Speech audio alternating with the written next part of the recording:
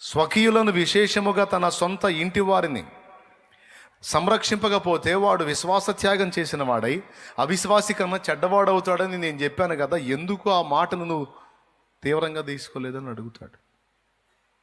మనం ఆన్సర్ చేసుకోవాలి రేపు అక్కడ. అందుకే దేవుడిచ్చినటువంటి బాధ్యతలను మనం ఖచ్చితంగా నెరవేర్చాలి. ఇక్కడ ఈ వచనమే కాదు, ఇందాక నేను చదివించిన మూలవాక్యంలో ఆ స్థితిలో ఉండి కూడా తల్లి బాధ్యతను నెరవేర్చాడు ఆయన. చావుకు సమీపంలో ఉండి కూడా శిష్యుడిగా తన బాధ్యతను నెరవేర్చాడు యోహాను. వీళ్ళిద్దరూ కలిసి ఒక గొప్ప పాఠాన్ని మనకి ఇస్తున్నారు. ఎవరెవరి దగ్గర ఏ ఏ బాధ్యతలను ఎలా నెరవేర్చాలి, విధంగా ప్రవర్తించాలి. నీకు ఇచ్చింది చిన్న బాధ్యత అయినా పెద్ద బాధ్యత అయినా. ఇప్పుడు కొంతమంది నీకెందుకన్నయ్యా ఇన్ని ఒత్తిళ్ళు, ఇన్ని టెన్షన్లు, ఎందుకన్నయ్యా ఒక్కోసారి ఏమో హ్యాపీగా కనపడతావు, ఒక్కోసారి నీరసంగా కనపడతావు, ఒక్కోసారి ఏమో గంతులేస్తుంటావు, ఒక్కోసారి ఏమో బలహీనంగా కనపడతావు అని మీకుండే డౌట్స్ మీకు ఉంటాయి. నా ప్లేస్కి వస్తే మీకు అర్థమైద్ది. అటుపక్కుండి ఎన్నో మాటలు అనుకోవచ్చు, కానీ ఈ ప్లేస్కి వచ్చి ఈ స్థానంలో ఉంటే నీకు అర్థమైద్ది, లేకపోతే అర్థం కాదు. నెరవేర్చాల్సి ఉంటుందో. మీ వంటి వాడనైతే నాకంత ప్రెజర్ ఉండదు, నాకంత ఒత్తిడి ఉండదు. మీ మట్టుకు మీరున్నట్టే నేనుంటే. ఇప్పుడు ఉదాహరణకి మీరున్నారు, ఏదో ఆదివారం చర్చికి వస్తారు, 6 రోజులు మీకు తగ్గ పని ఏదో చేసుకుంటారు, చాకిరీ చేసుకుంటారు. కంపెనీలో పనిచేసేవాళ్ళు, జాబ్ చేసుకునేవాళ్ళు, వ్యాపారం చేసుకునేవాళ్ళు, ఏమండి పొలం పని చేసుకునేవాళ్ళు, కూలి పని చేసేవాళ్ళు, ఎవరి పని వాళ్ళు చేసుకుంటారు. ఆదివారం చర్చికి వస్తారు. మరి అంతేగానే మరి ఖాళీగా ఉంటే మాకు నడవదుగా. ఓకే, కాదని నేను అన్నానా? నడవదు. మీలాంటి వాడినే మీ వల్లే వర్క్ చేసిన అంతటితో ఆగలేకపోయాను. ఎందుకంటే నాకు దేవుడు అప్పగించిన బాధ్యత ఇంతవరకేనా. ఈ కుటుంబానికి పట్టెడు అన్నం పెట్టి ఈ కుటుంబాన్ని బతికించుకొని ఇంతవరకు వీళ్ళ బాధ్యతలు నెరవేర్చి నా బతుకుని తెల్లార్చుకోవటమేనా? ఇంకా ఏమైనా నాకు దేవుడు అదనంగా బాధ్యతలు అప్పచెప్పాడా అని నేను వెతికాను. అప్పుడు సమాజం వైపు నా దృష్టి వెళ్ళేటట్టు దేవుడు చేశాడు. నీ ఓన్ ఫ్యామిలీ కోసం ఇప్పటిదాకా మల్లగుల్లాలు పడ్డావురా, ఇప్పుడు నువ్వు నా బిడ్డవయ్యావు. ఓన్లీ కుటుంబ బాధ్యతే కాదు, సమాజ బాధ్యత కూడా నీ భుజాల మీద ఉంది. సమాజాన్ని రక్షణలోనికి నడిపించాలి. నీ ఇరుగు పొరుగులు, నీ చుట్టుపక్కల ఉన్న వాళ్ళు ఎంతోమంది నశించిపోతున్నారు. నా దాసులను చూడు. డేవిడ్ బ్రైనార్డ్ రెడ్ ఇండియన్ల మధ్యలోకి వెళ్ళి 5 సంవత్సరాలే బ్రతికాడు, తన ప్రాణం అక్కడే పెట్టేశాడు. కనీసం ఆయన కన్ను మూసే నాటికి ఒక 100 మందిని ప్రభావితం చేసి ఉన్నాడో లేదో తెలియదు.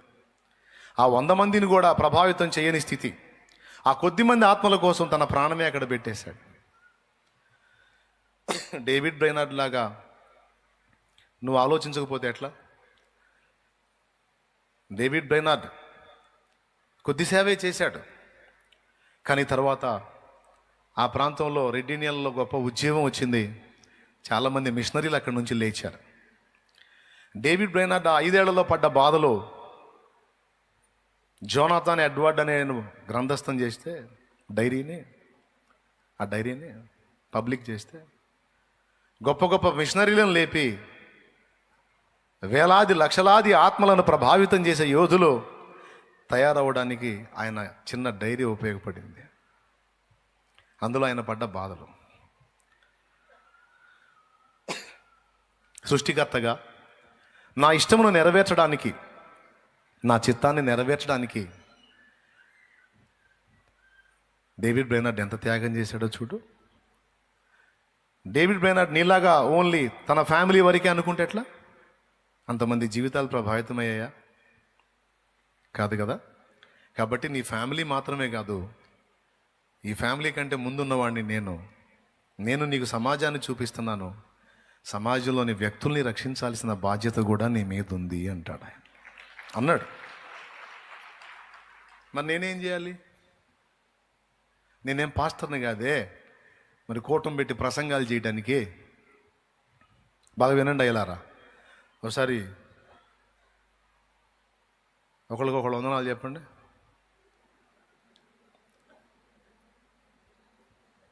కరోనా లేదు, చేతులు కలపండి. రైట్.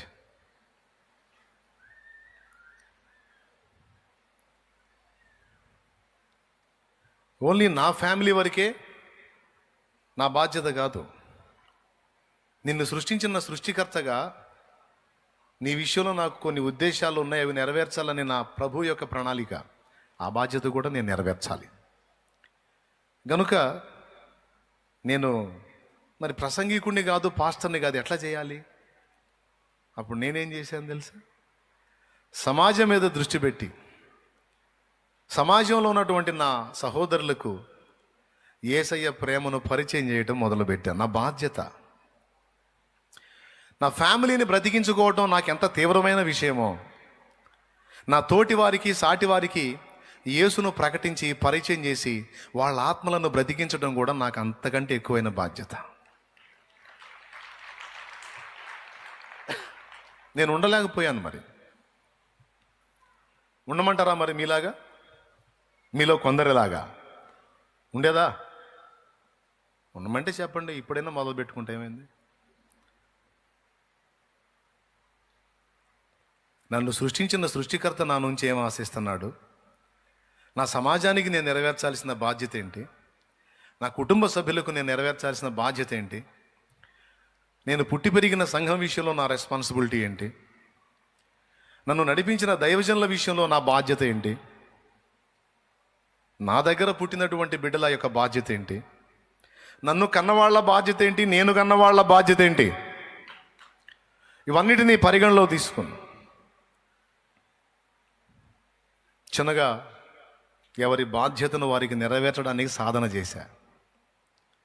దానికోసం కొంచెం ఖర్చు కావాలి, మనం కొన్ని ఒత్తిళ్ళు ఎదుర్కోవాలి. అదే కదా మరి జీవితానికి సార్థకత. బాధ్యతలన్నీ వదిలేసి గాలికి తిరగటం సార్థకత కాదుగా. ఏమండి? పిల్లల్ని కన్నాం, వాళ్ళని వదిలేసి వాళ్ళని పట్టించుకోకుండా, వాళ్ళ బాధ్యతలు నెరవేర్చకుండా, వాళ్ళకి పట్టెడు అన్నం పెట్టకుండా, వస్త్రం ఇవ్వకుండా, వాడికి స్కూల్ ఫీజు కట్టకుండా, వాడి బాధ్యత నెరవేర్చకుండా వాళ్ళని అలాగ వదిలేసి మనమేదో రంగు నీళ్లు దాక్కుంటా, మత్తులో బబ్బుంటా, మన బాధ్యతలను నెరవేర్చకుండా మన మత్తు, మన ఆనందం. ఆగలేనమ్మాయి, షేకు వస్తుంది, కాస్త బడాలమ్మాయి, షేకు వస్తుంది, షేకు వస్తుంది అమ్మాయి, అస్సలు తలబట్టేసింది అమ్మాయి, నిన్న దాగిన దానికి తలబట్టిందని ఇవాళ తాగుతాడు, ఇవాళ తాగిన దాన్ని తలబట్టిందని మళ్ళీ రేపు తాగుతాడు. ఇక ఎప్పుడు రోజు తలబడతానే ఉంటాడు, తాగుతానే ఉంటాడు. ఏం చేద్దాం? తలబట్టేస్తుంది మరి పాపం బిడ్డ. మరి ఏం చేద్దాం? తలబట్టి మరి కన్నావుగయ్యా, ఎగిరెగిరి పెళ్లి చేసుకున్నావు, కన్నావు. మరి కన్నోళ్ళ గతి ఏందయ్యా? బొచ్చ తీసుకుని అడుక్కోవాలయ్యా? ఏం చేయాలయ్యా? నువ్వు కన్న బిడ్డలు మరొక తండ్రి తన బిడ్డలకు బాధ్యత నెరవేరుస్తుంటే ఆ తండ్రిని, ఆ పిల్లల్ని చూసి నీ పిల్లలు ఏడవాలయ్యా? మేము ఆయన కడుపును ఎందుకు పుట్టలేదు, మేము మా నాన్న కడుపును ఎందుకు పుట్టాము అని అనుకోవాలా అయ్యా? మరి అనుకోక ఏం చేస్తారయ్యా? బాధ్యత ఎరగక కామానికి కని ఆ పిల్లల బాగోగులను పట్టించుకోకుండా నీ మత్తు, నీ సౌఖ్యం, నీ ఆనందం, నీ సుఖం, నీ సంతోషాన్నే నువ్వు చూసుకుని అటు భార్యని ఇటు పిల్లల్ని లోకానికి అప్పచెప్పి బాధ్యతను వదిలేసి బ్రతుకుతున్నావు కదా. కొడుకు పుట్టాడంటే నీ తండ్రి ఎంత సంతోషపడ్డాడో, కొడుకు పుట్టాడంటే నీ తల్లి ఎంత సంతోషపడిందో నిన్ను కన్నోళ్ళు. అసలు నువ్వు కన్నోళ్ళకే దిక్కులేదు, ఇక నిన్ను కన్నోళ్ళకి ఇంకెక్కడ? వాళ్ళంతన్ని వాళ్ళ దగ్గర నుంచి డబ్బులు తీసుకొని పోయి తాగి.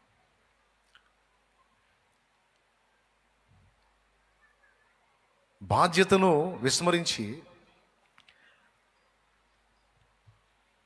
మత్తులో బ్రతుకుతున్న జీవితాలు ఎన్నో లక్షలు లక్షలు లక్షలు, కోట్లు, లక్షలు కాదు కోట్లు.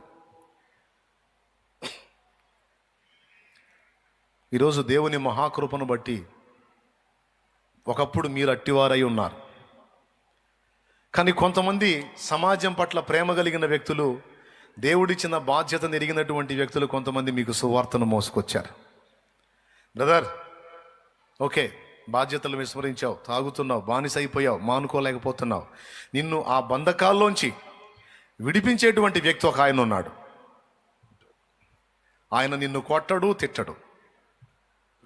తాగుపోతాడా, నువ్వు అట్టబోతావు, ఇట్టబోతావు, నాశనం అయిపోతావు అని కూడా అనడు.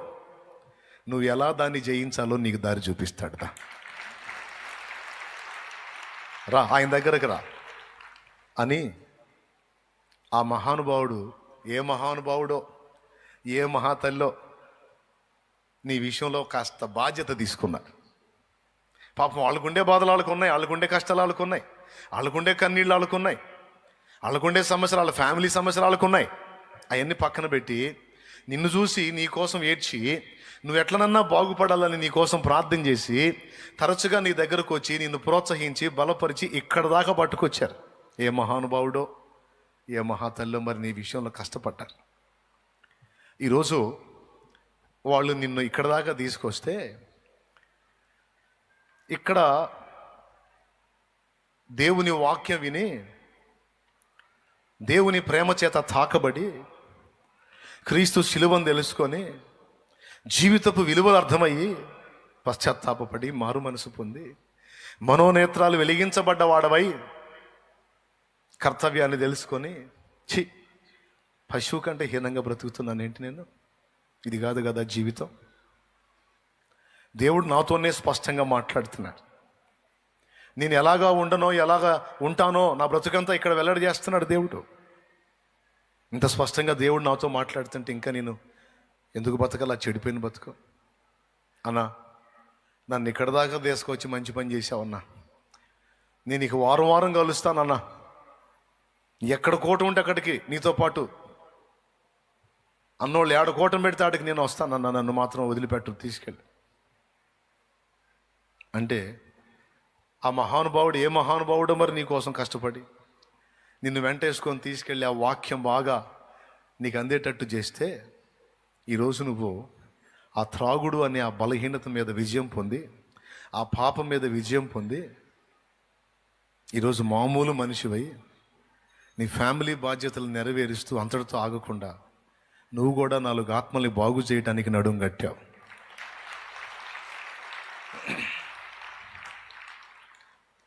ఒకప్పుడు నీ పిల్లలు, ఒకప్పుడు నీ భార్య నిన్ను చూసుకుని ఇతడు నాకెందుకు భాగస్వామి అయ్యాడు నీ భార్య ఏడ్చింది. ఈడి కడుపున మేమెందుకు పుట్టాం దేవుడా, ఈ దరిద్రుడు, వాళ్ళ నాన్న చూడు, వీళ్ళ నాన్న చూడు, మా నాన్నేందిలా, మా నాన్న కూడా పనిచేస్తాడు కదా, వాళ్ళ నాన్న రోజుకు 600 కానీ మాకు ఈ చినిగిపోయిన బట్టలే,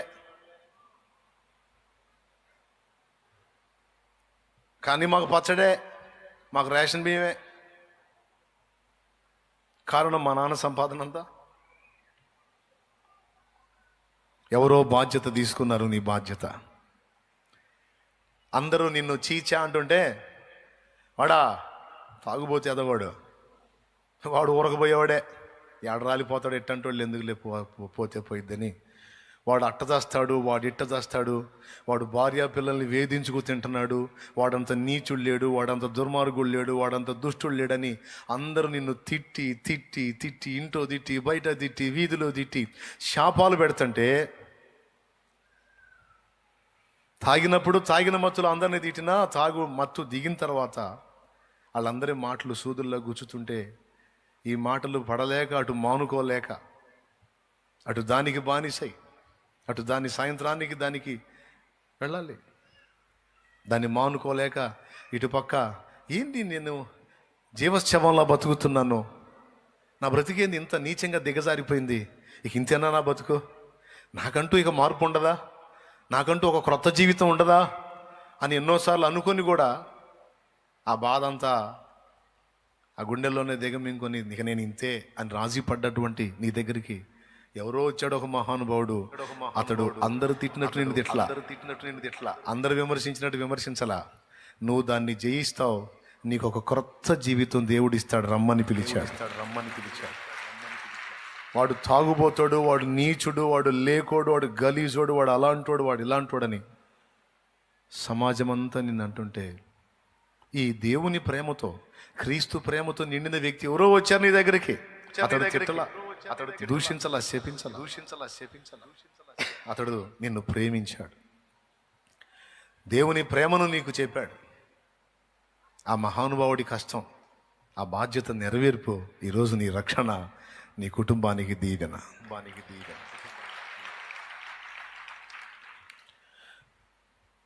మరి ఇప్పుడు నేను నా లైఫే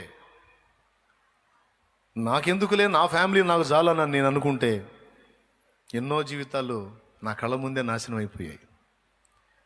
ఈరోజు నేను ఎలా ఉన్నా, ఏమైపోయినా నా కళ్ళ ముందు దేవుడు నా బిడ్డల్ని వాడుకొని, నన్ను వాడుకొని, నా బిడ్డలంటే వాళ్ళు ఎవరు అనుకున్నారు, మీరే, మిమ్మల్ని వాడుకొని, నన్ను వాడుకొని, మన ద్వారా రక్షించిన ఆత్మలు వాళ్ళ సాక్ష్యాలు వింటంటే ఈ జన్మకి ఇంకేం కావాలరా నాయన, నా స్తోత్రం అనిపిస్తుంది. ఈ జీవితానికి ఏం కావాలి? ఎందుకు పుట్టావరా నీ బతుకు జడ అనిపించుకున్న రోజులు ఉన్నాయి. ఎందుకు పుట్టావరా నువ్వు నాశనంగా అనిపించుకున్న రోజులు ఉన్నాయి. ఎప్పుడు తగిలిద్దిరా నీకు బండి, ఎప్పుడు తగిలిపోతావరా అన్న మాటలు ఆ రోజులు ఉన్నాయి. అదే మనిషి కానీ యేసు చేతుల్లో పడ్డ తర్వాత,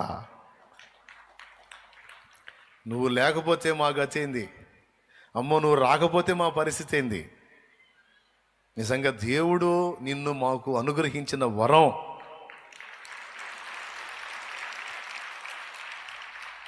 నా గురించి కాదు, నీ గురించి కూడా జనం ఆ మాట అన్నారు. నువ్వు రక్షించిన వాళ్ళు ఏమన్నారు తెలుసా నీతో? దేవుడు మాకు వరంలాగి పంపించాడన్న నిన్ను అన్న, నువ్వు వచ్చి మా విషయంలో జోక్యం చేసుకోకపోతే అయిపోయేదన్న మా కథ. అక్క, దేవుడిని వరం అక్క,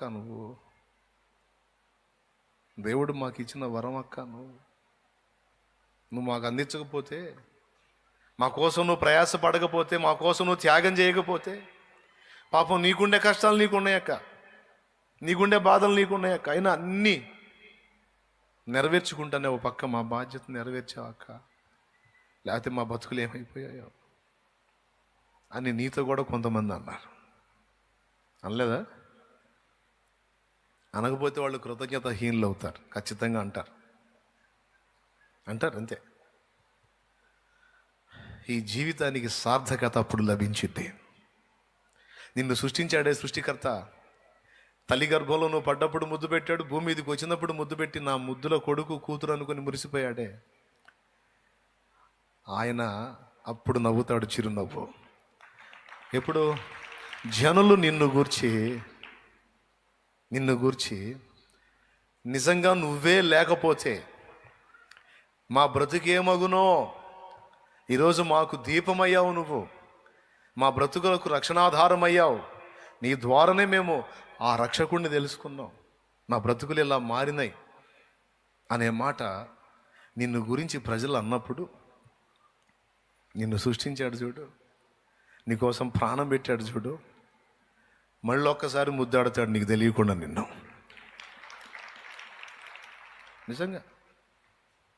నిజంగా నీకు ఆ దర్శనం ఉంటే, ఆ విశ్వాస నేత్రాలు ఉంటే నీకు ఖచ్చితంగా కనపడతాడు యేసయ్య. నిన్ను ముద్దాడుకుంటాడు. నా బంగారు కొండవరా, అందుకేరా మరి నీకోసం అంత కష్టపడ్డది నేను. చూడు ఎన్ని జీవితాలు వెలుగుతున్నాయో చూడు నీ వల్ల. చూడు నా తల్లి, ఎన్ని బ్రతుకులు బాగుపడ్డాయో చూడు నీ వల్ల. ఈ కొంచానికే ఇంకా నేను ఇస్తాను, నీకు లైఫ్ ఇస్తా. ఇంకా చాలా మందిని వెలిగించాలమ్మా, నువ్వు చాలా మందిని వెలిగించాలరా. వాళ్ళంతా నిన్ను ఘనపరిచి మాట్లాడుతుంటే నేను తృప్తి చెందుతా. దేవునికి స్తోత్రం. నిన్ను కన్నవాళ్ళు తృప్తి చెందాలి, కట్టుకున్నవారు తృప్తి చెందాలి. ఒకవేళ దురాశాపరులై వాళ్ళు అన్యాయస్తులై ఒకవేళ నిన్ను నిందిస్తే, నీ కష్టాన్ని గుర్తించకుండా నిన్ను తోలనాడితే, నేను ఎరగనా నీ కష్టాన్ని? వాళ్ళు ఎరగరు, సరే నేను ఎరగనా నీ త్యాగాన్ని? కొంతమంది అన్యాయస్తులు ఉంటారమ్మా, నీ త్యాగాన్ని గుర్తించకుండా నిన్ను అంటారు. కొంతమంది అన్యాయస్తులు ఉంటారు నాన్న, నువ్వు వాళ్ళకి మేలు చేసావు అన్న సంగతి ఎరగరు. దూషిస్తారు, నిందిస్తారు, తృణీకరిస్తారు. అయినా నేను ఎరుగుదును కదా. Praise the lord. సీరియస్గా ఈ మాటలు తీసుకోండి, చాలా అవసరం. మీ బాధ్యతలను మీరు కాస్తో కోస్తో నెరవేర్చినందుకు ఇంత పని జరిగింది. మీరందరూ ఇంత పని జరిగింది. మళ్ళొక్కసారి చైతన్యవంతులై, మళ్ళొక్కసారి నడుం కట్టి, మళ్ళొక్కసారి మీ బాధ్యతల వైపు తిరిగి చూసి, నేను నెరవేర్చవలసిన బాధ్యతలన్నీ సమర్థవంతంగా నెరవేరుస్తున్నానా అనేది ఒక్కసారి మళ్ళా శల్య పరీక్ష చేసుకున్నట్టు చేసుకుని, మళ్ళీ బాధ్యతల నెరవేర్పుకు పునరంకితం కాగలిగితే మరొక రౌండ్ గొప్ప ఉద్యమాన్ని మనం చూడబోతున్నాం. గట్టిగా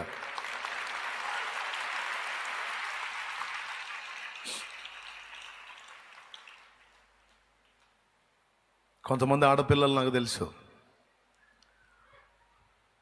కుటుంబాలని గట్టెక్కించడానికి వాళ్ళ జీవితాలే పణంగా పెట్టేశారు. ఆడపిల్లలు పెళ్ళిళ్ళు కూడా పక్కన పెట్టేశారు. వాళ్ళ సుఖాలని, వాళ్ళ సంతోషాలని, వాళ్ళ సౌఖ్యాలు వెతుక్కోవటం కూడా మానుకున్నారు. ఫ్యామిలీ ప్రొటెక్షన్, ఫ్యామిలీ భద్రత, కష్టపడి జాబ్ చేసుకుంటూ ఫ్యామిలీకి సపోర్ట్గా ఉంటూ వాళ్ళ ఆశల్ని, వాళ్ళ ఇచ్చల్ని, వాళ్ళ కోరికల్ని చంపుకొని కొవ్వొత్తిలాగా తమ జీవితాన్ని కరగదీసుకుంటూ కన్న వాళ్ళకి వెన్నుదన్నుగా నిలిచినటువంటి బంగారు తల్లుల్ని నేను ఎరుగుదును. అలాంటి తమ్ముళ్ళని నేను ఎరుగుదును. కొంతమందిని ఆడపిల్లలు అలాంటి వాళ్ళని చూసినప్పుడు కళ్ళలో నీళ్లు తిరుగుతాయి నాకు. పాపం అందరికుండే ఆశలు ఈ బిడ్డకుంటాయి కదా, అందరికుండే కోరికలు ఈ బిడ్డకుంటాయి కదా, అందరికుండే ఆనందాలు ఆ బిడ్డకు కూడా కావాలనే ఆశ ఉంటుంది కదా. కానీ అన్నీ పక్కన పెట్టి ఈ కుటుంబం కోసం తను ఎంత అంకితమైంది. నేనేమైపోయినా పర్వాలేదు, నన్ను కన్నవారు, నా తోడబుట్టిన వారు బాగుంటే నాకు అంతే చాలని తన బ్రతుకుని కొవ్వొత్తిలా కరగదీయటానికి ఇష్టపడ్డారు. చూడు, వీళ్ళు కదా నిజంగా యేసు ప్రభు యొక్క వారసులు, వీళ్ళు కదా నిజంగా యేసు ప్రభు బిడ్డలు అనిపిస్తుంది. నాకు తగిలారు చాలామంది ఉన్నారు దేవుని కృపలో. కొంతమంది మగపిల్లలు, పెద్దోళ్ళు, చిన్నోళ్ళు. ఈరోజు ఇక్కడ కూర్చున్న వాళ్ళలో ఇంకా ఎవరైనా మీ బాధ్యతలని మీ ఫ్యామిలీ పరంగా కావచ్చు, సమాజ పరంగా కావచ్చు, సంఘపరంగా కావచ్చు, సృష్టికర్త పరంగా కావచ్చు, ఎవరైనా ఇంకా బాధ్యతలను విస్మరిస్తున్న పరిస్థితుల్లో ఉంటే ఒక్కసారి చూసుకోండి. రేపటి రోజున మరి ఇన్ని లింకులు పెట్టి ఈ బాధ్యతలన్నీ నెరవేర్చమని పిలుపునిచ్చి వీటన్నిటికీ ప్రతిగా రేపు అక్కడ తీర్పు తీర్చి గొప్ప బహుమానాన్ని ఆయన తన దగ్గర సిద్ధం చేసుకొని ఉన్నాడు. బహుమానం అంటే ఏమి ఇస్తాడో అని మీరు అనుకోవద్దు. ఒక్క మాట పలికితే చాలదు. కోట్లాది దేవదూతల ముందు, కోట్ల కోట్ల మానవుల ముందు, కోట్ల కోట్ల దేవదూతల ముందు నా కుమారుడు, నేను అప్పచెప్పిన బాధ్యతలు చాలా నెరవేర్చిన నా బంగారు కుమారుడు, ఇదిగో నా కుమార్తె అంటే చాలదు. నీకు ఇంకా షీల్డ్లు, బహుమానాలు అంటే ఏం కావాలి నీకు? ఆయన నిన్ను లేచి వచ్చి సాధారణంగా ఆహ్వానించి గుండెలకు హత్తుకొని మెచ్చుకుంటే ఇంకేం కావాలి? దేవునికి స్తోత్రం, హల్లెలూయా. అంతేనా?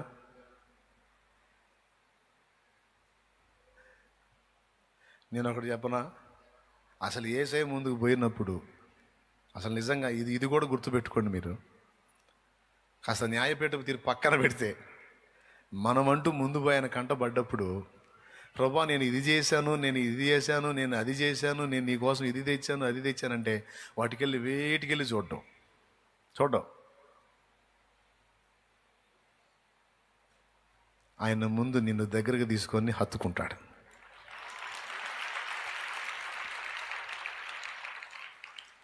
దేవునికి స్తోత్రం కలుగును గాక. ప్రేమ కలిగిన ఒక మనిషి అలా చేసినప్పుడు దేవుడు ఎందుకు చేయడండి? చేస్తాడో చేయడా? పోయిన సంవత్సరం కోటాల్లో చివరి రోజు నేను పుష్పగుచ్చం తీసుకెళ్ళి ఆయనకి ఇస్తున్నా. ఆయన నేను ఇచ్చే పూలకేళ్ళు చూడట్లా. ఆయన గుర్తుందా మీకు? గుర్తుందా? ఎంతమంది గుర్తుందో ఏమో. నేను తీసుకెళ్ళి ఇచ్చే పూలకేళ్ళు చూడట్లా ఆయన, అసలు అటుకెళ్ళి పట్టించుకోవట్లా. ఆయన ఆప్యాయంగా నాకు ఒక మనుష్యుని హృదయంలో ఉండే మమత నేను ఇచ్చే వాటికెళ్ళి కాక నాకెళ్ళి చూసినప్పుడు నా యేసయ్య ఇంకెన్ని రెట్లు చూస్తాడో కదా.